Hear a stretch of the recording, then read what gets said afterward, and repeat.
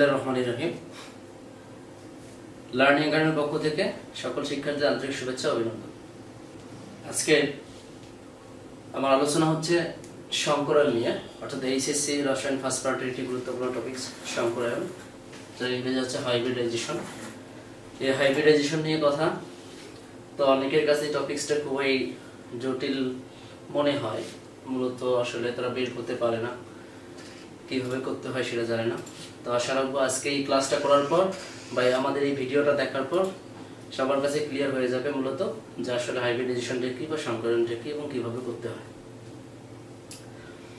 তো কথা না বলি আমরা আমাদের ক্লাসে যাই। মূলত হচ্ছে সংকরায়ন, এটাকে যদি আমরা একটু ন্যারেটিভলি ব্যাখ্যা করতে যাই, এক্সপ্লানেশন করতে যাই, তাহলে যদি বলা হয় যে চার বন্ধু আছে, মনে করেন যে চার বন্ধু পেয়ারা খাবে, চার ধরনের চার বন্ধু চারটা পেয়ারা আছে, কেউ একটা বড় পেয়ারা, কারোটা ছোট, কারোটা মনে করেন যে আরো বড়, কারোটা আরো বড়, এরকম চারটা পেয়ারা, চার বন্ধু চারটা পেয়ারা নিয়ে আসছে। এখন সাধারণত দেখা যায় যে পেয়ারাগুলো আমরা যদি ছালাই, অর্থাৎ মরিচ, পেঁয়াজ, লবণ, তেল এগুলো দিয়ে যদি একটা মিক্সার তৈরি করি, মিশ্রণ তৈরি করি, সবগুলোকে কেটে যদি মিশ্রণ তৈরি করি এবং তৈরি করে যদি আমরা কি করি, আমরা চার বন্ধু এই চারটা পেয়ারা কেটে কেটে কেটে কেটে যে ছোট ছোট টুকরাগুলো করছি এবং সেটার মিশ্রণ তৈরি করছি, এই মিশ্রণটাকে যদি আমরা চার ভাগে ভাগ করে নেই, তাহলে কিন্তু আমরা আমাদের পেয়ারাগুলো ছোট হতে পারে, বড় হতে পারে, ওরিয়েন্টেশনটা বা তোমার যে সাইজটা বা আকারটা ছোট বড় হতে পারে, বাট যখন আমরা ভাগ করে নেব তখন কিন্তু আমরা কেউ কম নেব না, অর্থাৎ আমরা চারটা ভাগ সমান করে ভাগ করব। অর্থাৎ যদি আমি বলি এই পেয়ারাগুলোকে আমরা যখন কি করব, খাওয়ার উপযোগী অর্থাৎ ঝালাই নিব বিভিন্ন উপকরণ বা মশলা দিয়ে, নেওয়ার পর আমরা কি করব যে আমরা চার বন্ধু এটাকে কি করে নেব, সমানভাবে কি করব, ভাগ করে নেব, সমানভাবে ভাগ করে নেব। তো দেখা যাবে ভাগ করার পর পূর্বের আর আকৃতি থাকবে না, পূর্বের যে আকৃতিগুলো ছিল পেয়ারার সেই অস্তিত্বটা থাকবে না। পরবর্তীতে কি হবে, সকলের কাছে সেটা সমানভাবে কি হবে, বণ্টিত হবে। তো মূলত এই যে সিস্টেমটা, এই সিস্টেমটা বা পদ্ধতিটা অনুসারেই মূলত আমরা আজকে সংকরায়নটা ব্যাখ্যা করব। আসলে সংকরায়নটা সেম সিস্টেম বা সেম পদ্ধতিতে কি করা হয়, দেখা গেছে যে সেম পদ্ধতিতে মূলত করা হয় আর কি।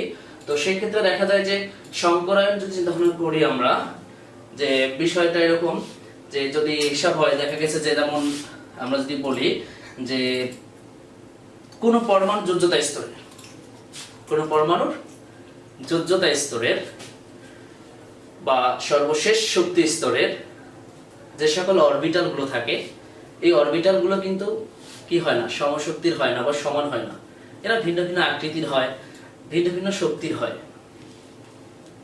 তো ভিন্ন ভিন্ন শক্তির হয়, এই যে ভিন্ন ভিন্ন শক্তির অরবিটাল গুলোকে একত্রিত করে সংমিশ্রণ করে মিশ্রণ করার পর সমশক্তির অরবিটাল যে তৈরি হয়, এই সমশক্তির অরবিটাল তৈরির প্রক্রিয়াটাই মূলত হচ্ছে সংকরায়ন। আমি আবার বলতেছি যে কোনো পরমাণু অর্থাৎ বিক্রিয়াকালে কোনো পরমাণুর বা কোনো পরমাণু যোজ্যতা স্তরের যে সকল অরবিটাল থাকে, এই অরবিটালগুলো সাধারণত ভিন্ন শক্তির হয়, একই শক্তির হয় না বা অভিন্ন শক্তির হয় না, ভিন্ন শক্তির হয়, বিভিন্ন অরবিটাল থাকতে পারে। সেই অরবিটালগুলোকে, এই ভিন্ন শক্তির অরবিটালগুলো যখন একত্রিত হয়ে কি হয়, মূলত সমশক্তির অরবিটালে পরিণত হয়, এটা সংকরায়ন। ঠিক সেম যদি আমি এটা দেখি যে আমি বিভিন্ন আকৃতির পেয়ারাগুলো নিয়েছিলাম, এই পেয়ারাগুলোকে কেটে কেটে কেটে কেটে ছোট ছোট করে করে যখন আমরা বিভিন্ন ভাবে এটা মিশ্রণ তৈরি করছি, মিশ্রণ তৈরি করে আমরা চারজন যখন আবার ভাগ করে নিলাম, তখন কিন্তু আমরা কেউ কম নেই, অর্থাৎ সমানভাবে কি করে নিয়েছি, ভাগ করে নিয়েছি।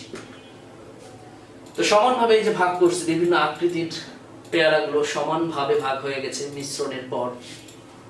তো এইভাবেই মূলত বা এই পদ্ধতি অনুসারেই মূলত সংকরণটা আজকে আমরা বুঝবো। তো এখানে যেটা হবে সেটা হচ্ছে যে সংকরণের ক্ষেত্রে হাজারি স্যারের বইয়ে কার্বন নিয়ে কথা বলা আছে। আমি যদি কার্বন নিয়ে চিন্তা ভাবনা করি, অর্থাৎ কার্বন, ও তার আগে কিছু কথা, সেটা হচ্ছে যে সংকরণটা কখন হয়, সংকরণটা হয় মূলত সাধারণত আমরা জানি যে এই সংকরণটা হওয়ার কারণ হচ্ছে সর্বশেষ শক্তি স্তরের স্থিতিশীলতা অর্জন। ওই পরমাণুর স্থিতিশীলতা অর্জনের জন্য মূলত দেখা গেছে যে সমযোজী বন্ধন গঠন করে, বন্ধন গঠনের যে প্রক্রিয়া দেখা হয় সাধারণত বন্ধন গঠন করেই তো মূলত হচ্ছে স্থিতিশীলতা অর্জনের মাধ্যমে, যে কেউ ত্যাগ করবে, কেউ গ্রহণ করবে বা শেয়ার করবে, এসবের মাধ্যমে মূলত কি হয় যে স্থিতিশীলতা অর্জন করে থাকি সাধারণত। তো এই স্থিতিশীলতা কখন অর্জিত হয়, স্থিতিশীলতা কখন অর্জিত হয় বা সংকটন কখন হয়, যখন বন্ধন গঠন প্রক্রিয়ার মাধ্যমে দেখা গেছে যে তাদের শক্তিটা সর্বনিম্ন পর্যায়ে চলে আসে।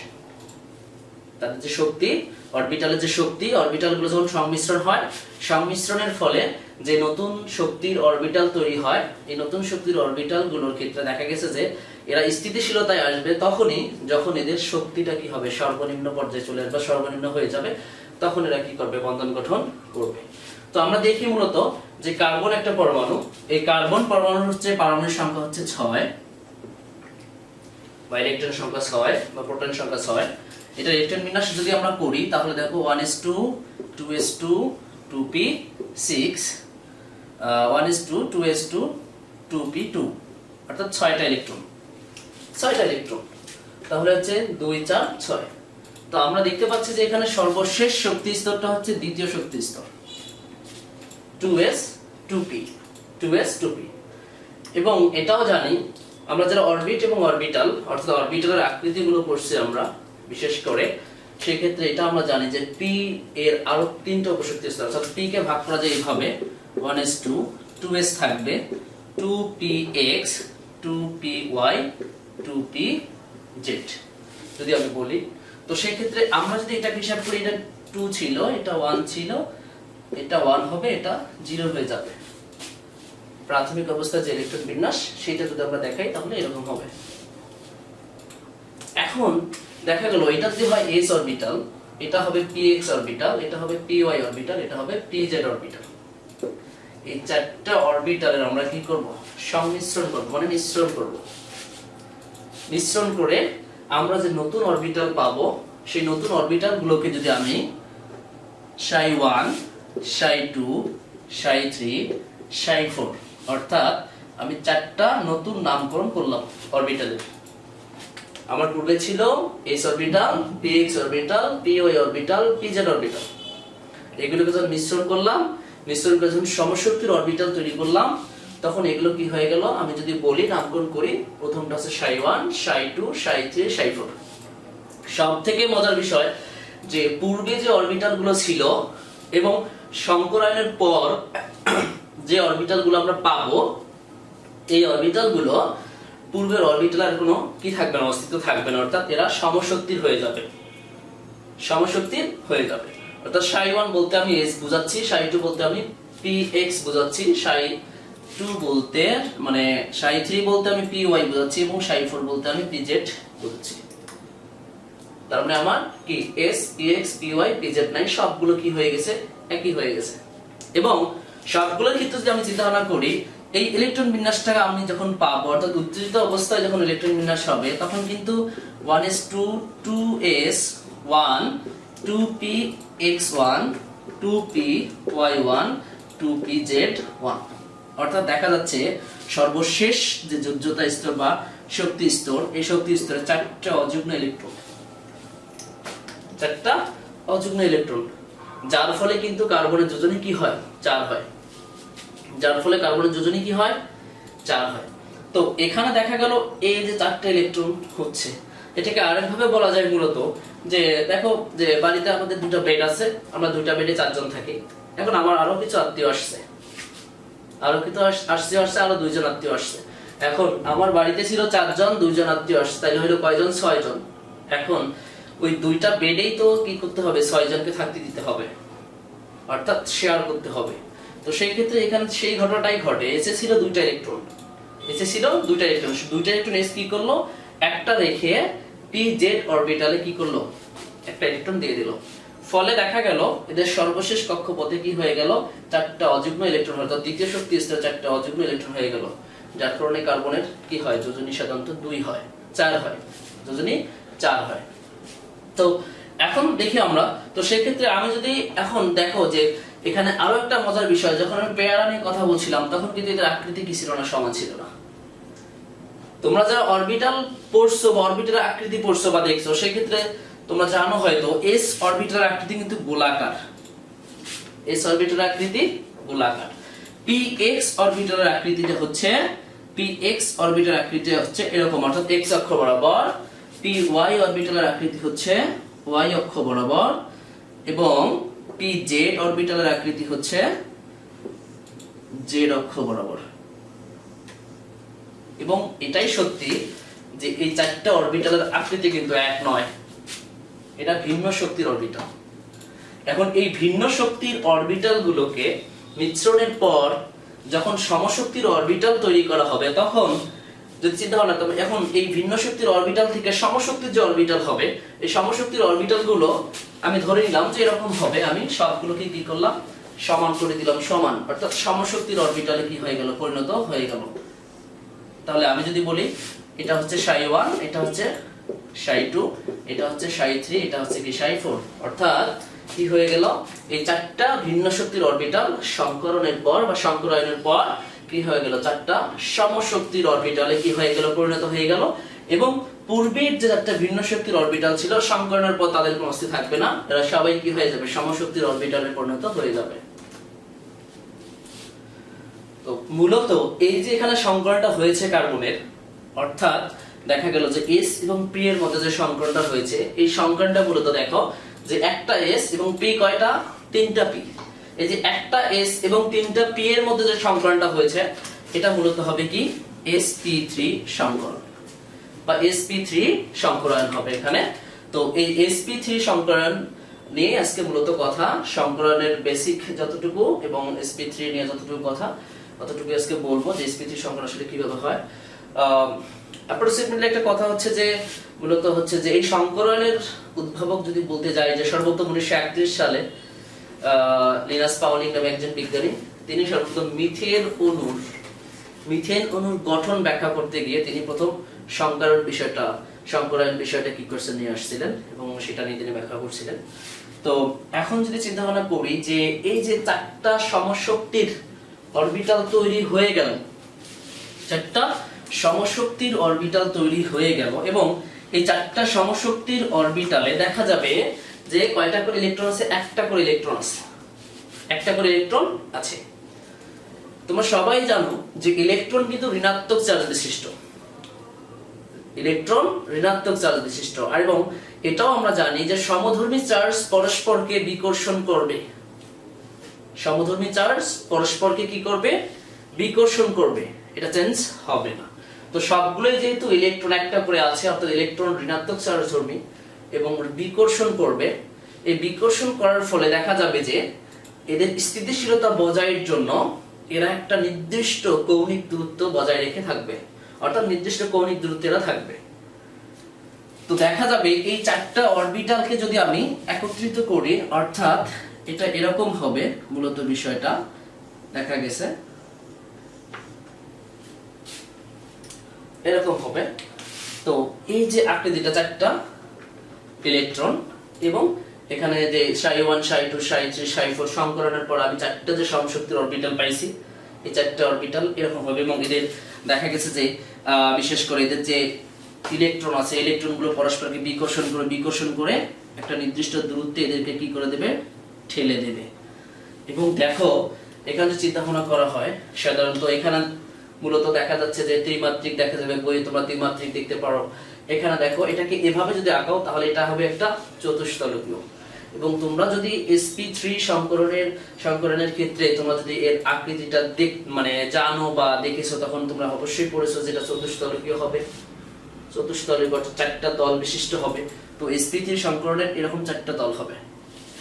তো এই যে দূরত্বটা একটা সংকরিত অরবিটাল থেকে আরেকটা সংকরিত অরবিটালের যে দূরত্ব, এটা কিন্তু একদম একই হবে, সবার ক্ষেত্রে একই হবে। এবং সেটা হচ্ছে মিথেনের ক্ষেত্রে এই দূরত্বটা হচ্ছে 109.5 ডিগ্রি বা 109.5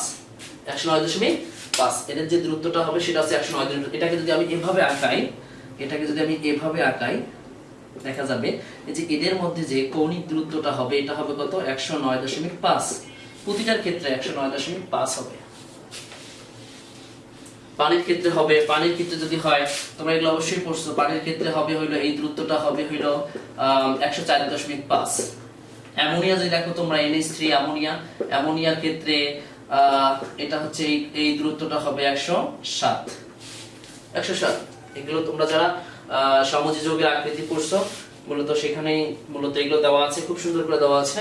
তো আমরা কথা না বলি ওদিকে নাই, আমাদের পড়া হচ্ছে যে মিথেনের সংকরণটা নিয়ে কথা, অর্থাৎ কার্বনের সংকরণ এবং সংকরণ, বেসিক্যালি সংকরণ যেটা বিষয়টা সেটা হচ্ছে এখানে দেখা যাবে যে এই মিথেন অণুর যে গঠনটা মূলত বা এখানে যে গঠনটা হয়েছে এটা মূলত sp3 সংকর হয়েছে। কেন?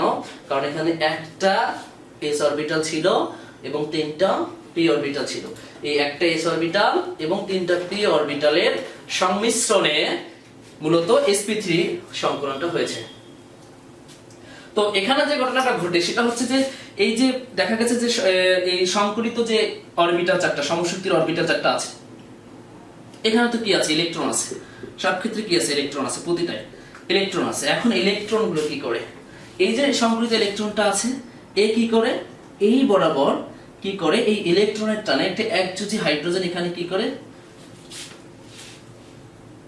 আসে। এক্ষেত্রে এই অরবিটাল, সংকলিত অরবিটাল বরাবর একটি একযোজী হাইড্রোজেন চলে আসে। এই সংকলিত বরাবর এই একটা একযোজী হাইড্রোজেন চলে আসে বা অধিগমন করে। এই সংকলিত ইলেকট্রন বরাবর কি হয়? যে একটা একযোজী হাইড্রোজেন চলে আসে। তো যখন হাইড্রোজেনটা চলে আসে তখন এটার গঠন যদি আমরা চিন্তা ভাবনা করি তখন এটার গঠন দাঁড়ায় এরকম যে সি হচ্ছে কেন্দ্রীয় পরমাণু এবং এর চারদিকে কি হয়? চারটা হাইড্রোজেন চলে আসে। তখন গঠনটা দেখতে চতুস্তলকীয় মনে হয়। তো এখানে যখন হাইড্রোজেন চলে আসলো তখন এই হাইড্রোজেন গুলো কি হয়? যে দেখা গেছে যে হাইড্রোজেন ইলেকট্রন এবং হাইড্রোজেন ইলেকট্রন হাইড্রোজেন ইলেকট্রন অর্থাৎ সংঘটিত অরবিটাল বরাবর হাইড্রোজেন কি করে? অধিগমন করে। এটাও আসে, এদিক থেকেও আসে, এদিক থেকেও আসে। ফলে এখানে কি হয়? CH4 গঠিত হয়। CH4 হচ্ছে মিথেন। CH4 কি? মিথেন। আমি আবার বলছি, এটা এই মিথেন অণুর গঠন নিয়ে আলোচনা করতে গিয়ে লিনাস পাউলি 1931 সালে মূলত দেখা গেছে যে এই সংকরণ বিষয়টা নিয়ে আসছিলেন, অর্থাৎ এটা আলোচনা করছিলেন। এই CH4 মূলত এভাবে গঠিত হয় এবং কার্বনের সংকরণটা আসলে এভাবে হয়ে থাকে। এখানে আরেকটা মজার বিষয় যে যখন আমরা সংকরণ করলাম তখন এখানে মূলত দেখা যাবে যে আসলে কোন অরবিটালের পার্সেন্টেজ কতটুকু আসবে, কোন অরবিটালের পার্সেন্টেজ কতটুকু আসবে সেটা মূলত যদি বলে দেই। যেমন আমরা sp3 যদি করি, sp3 এখানে কিন্তু দেখা গেছে চারটে অরবিটাল আছে। কয়টা অরবিটাল আছে? চারটা অরবিটাল। তাহলে চারটা অরবিটাল এখানে যেহেতু আছে তাহলে আমরা বলতে পারি এখানে যে চারটা অরবিটালের মধ্যে কতটা s অরবিটাল আছে? চারটি অরবিটালের মধ্যে অরবিটালে s আছে কয়টি? একটি। তাহলে একটি অরবিটালে s আছে অর্থাৎ 1/4টি, 100টিতে আছে হইল অরবিটালে s আছে হইল দেখা গেছে যে 100 ভাগ কত? 4, অর্থাৎ 4 25 100। অর্থাৎ sp3 সংকরণিত অর্থাৎ মিথেন যে অণুটা গঠিত হয়েছে এখানে যে সংকরণটা হয়েছে এই সংকরণে s অরবিটালের পার্সেন্ট হচ্ছে 25%। তাহলে তোমরা বুঝতেই পারতেছো s অরবিটালের যদি 25% হয় এবং আমরা এটাও শিখলাম যে আসলে সংকরণের পর অরবিটালগুলো সমশক্তি হয়ে যায়, তাহলে আমি বলতে পারবো s যদি হয় 25% তাহলে px ও হবে 25%, তারপর হচ্ছে py ও হবে 25% এবং pz ও হবে কত? 25%। অর্থাৎ যদি আমি p তিনটাকে করি তাহলে হবে 75% আর s টা হবে 25%। sp3 সংকরণের ক্ষেত্রে এই ঘটনা ঘটবে সাধারণত মূলত। এবং এখানে দেখা গেল এভাবে মূলত কি হয়? সংকরণটা গঠিত হয়। তো আমরা এখানে মিথেন দেখলাম, এটা তো হাজারি স্যারের বইয়ে দেওয়া আছে। আমরা তা বাদেও আর কিছু एग्जांपल দেখি মূলত sp3 সংকরণের एग्जांपल, বিশেষ করে জৈব যৌগের ক্ষেত্রে। মিথেনটাও জৈব যৌগ আর সাধারণত সকল অ্যালকেন, তোমরা যারা জৈব যৌগ পড়ছো যারা অ্যালকেন সম্পর্কে যাদের ধারণা আছে, অ্যালকেনগুলো সাধারণত কার্বন হাইড্রোজেন একক বন্ধন অর্থাৎ কার্বন কার্বন একক বন্ধনে গঠিত হয়। তো সেরকম একটা যৌগ যদি দেখি আমি C2H6, এটার নাম হচ্ছে ইথেন। এটার নাম কি? ইথেন। এই যৌগটার ক্ষেত্রে আমরা sp3 সংকরণ দেখব ইথেন। অর্থাৎ এটা যদি আমরা আণবিক ফর্ম অর্থাৎ গাঠনিক সংকেতে নিয়ে আসি তখন হবে একটা C থেকে আরেকটা, অর্থাৎ C আছে দুইটা এবং এখানে দেখা গেল হাইড্রোজেন সেম ভাবে হাইড্রোজেন দিব হাইড্রোজেন, অর্থাৎ এটা হচ্ছে মূলত ইথেন। তো যদি দেখা গেছে যে মিথেন অণুর গঠনের ক্ষেত্রে আমরা যদি বুঝে দেখি তাহলে এখানে দেখেন কার্বন কার্বন একক বন্ধন, কার্বন হাইড্রোজেন একক বন্ধন। sp3 সংকরণের ক্ষেত্রে মূলত এই একক বন্ধন, কার্বন কার্বন একক বন্ধন অর্থাৎ সিগমা বন্ধনটাই মানে কাজ করবে, এখানে পাই বন্ধন থাকবে না, অর্থাৎ দ্বিবন্ধন অথবা ত্রিবন্ধন থাকবে না। আর আমরা জানি অ্যালকেন গুলো তো সাধারণত দ্বিবন্ধন বা ত্রিবন্ধন হয় না, অ্যালকেন গুলো সাধারণত একক বন্ধন হয় এবং এরা কি হয় যে নিষ্ক্রিয় ধরনের নিষ্ক্রিয় টাইপের অ্যাসিড হয়, যার কারণে প্যারাফিন বলা হয়ে থাকে। তো এই যে মূলত এখানে আমরা এই ইথেন অণুর গঠনটা দেখলাম, আসলে এটা যে sp3 আমরা এটা একটু প্রমাণ করব। এখানে যদি আমি এটা আঁকাই তাহলে দেখেন এখানে কার্বন যে sp3 গঠনের যদি আমি চিন্তা ভাবনা করি, এটা একটা, আবার এদিকে একটা আছে, এদিকে যদি আমি চিন্তা ভাবনা করি তাহলে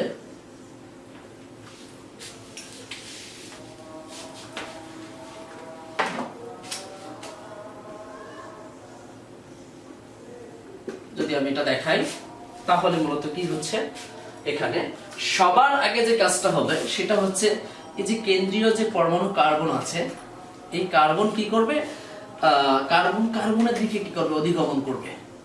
কার্বন কার্বনের দিকে অধিগমন, অর্থাৎ এই কার্বন থেকে এই কার্বনের দিকে কি হবে, অধিগমন করবে। অধিগমন যখন করবে তখন কিন্তু আমরা এই সংকৃত অরবিটাল এবং এই সংকৃত অরবিটাল মিলে আমরা একটা সিগমা বন্ধন পাচ্ছি, সিগমা বন্ধন পাচ্ছি। এবং এদিকেও যদি লক্ষ্য করি আমরা সাধারণত দেখা গেছে যে এই যে সংকৃত অরবিটাল গুলো আছে এগুলোর ক্ষেত্রে কি হবে, এখানে হাইড্রোজেন আসবে, এখানে একজোড় হাইড্রোজেন আসবে, এখানে একজোড় হাইড্রোজেন আসবে। তো এটাকে যদি এভাবে দেখাই, এই কেন্দ্রের মধ্যে কার্বন যদি হয় তাহলে আমি কি পাচ্ছি, হাইড্রোজেন পাচ্ছি। এবং এখানে যে দুটো সংকৃত অরবিটালে কার্বন এবং কার্বনের দিকে অধিগমন করার কারণে এখানে একটা আমি একটা সিগমা বন্ধন পাচ্ছি। এবং এখানেও যে সেম ঘটনা ঘটবে, এখানে একটা হাইড্রোজেন আসবে, এখানে একটা হাইড্রোজেন আসবে, এখানে একটা হাইড্রোজেন আসবে, কারণ এদের এই সংকৃত অরবিটাল গুলোর ক্ষেত্রে ইলেকট্রন আছে, এখানে ইলেকট্রন আছে, ইলেকট্রন গুলো আছে, অর্থাৎ ইলেকট্রন গুলো কি করবে, ইলেকট্রন পরস্পরকে বিকর্ষণ করবে, বিকর্ষণ করে এদের একটা কৌণিক দূরত্বে ঠেলে দেবে এবং ইলেকট্রন থাকার কারণে আরেকটা একযোজী হাইড্রোজেন এখানে কি করবে, অধিগ্রহণ করবে এবং সেই ক্ষেত্রে দেখা যাবে যে গঠনটা এরকম হবে। আর যেহেতু কার্বন কার্বন একক বন্ধন এবং কার্বন হাইড্রোজেন একক বন্ধন অর্থাৎ সিগমা বন্ধন, সুতরাং এটা হচ্ছে sp3 সংকরণ, sp3 সংকরণ। এটা একটা বিষয়। আবার আরো একটা যৌগ, সেটা হচ্ছে আমরা যদি এর পরের যৌগটা দেখি অর্থাৎ প্রোপেনটা দেখি, প্রোপেনের ক্ষেত্রে যদি চিন্তা ভাবনা করি তাহলে কি হচ্ছে, প্রোপেনের ক্ষেত্রে দেখা গেল প্রোপেনটা মূলত হচ্ছে C3H8, প্রোপেনটা হচ্ছে C3H8।